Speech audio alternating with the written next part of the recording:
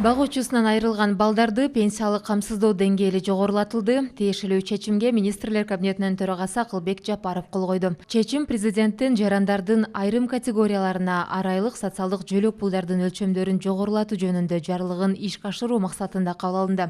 Багуучусунан айрылгандыгы боюнча пенсия алуучу ар бир баланын пенсиясынын базалык бөлүгүнүн өлчөмү атасынан жана энесинен же экөөнөн тең айрылган учурда министрлер кабинети тарабынан балдарга белгиленүүчү арайлык социалдык жөлөк пулдун өлчөмүнөн төмөн болбоого тийиш деп белгиленген. Багуучусунун биринен айрылгандыгы боюнча пенсия алуучу ар бир баланын пенсиясынын базалык бөлүгүнүн өлчөмү ушул жылдын 1-октябрдан тартып 1500 сомго, келерки жылдын 1-январынан тартып 2000 сомго чейин жогорулатылат. Багуучусунан айрылгандыгы боюнча пенсия алуучу ар бир баланын пенсиясынын базалык бөлүгүнүн өлчөмү атасынан жана энесинен айрылган учурда 2021 жылдын 1-октябрынан тартып 3000 сомго, 2022 жылдын 1-январынан тартып 6000 сомго чейин жогорулатылат. Бүгүнкү күндө социалдык фонддун органдарында болжол менен багуучусунан айрылгандыгы боюнча пенсия алуучу 60 000 адам турат.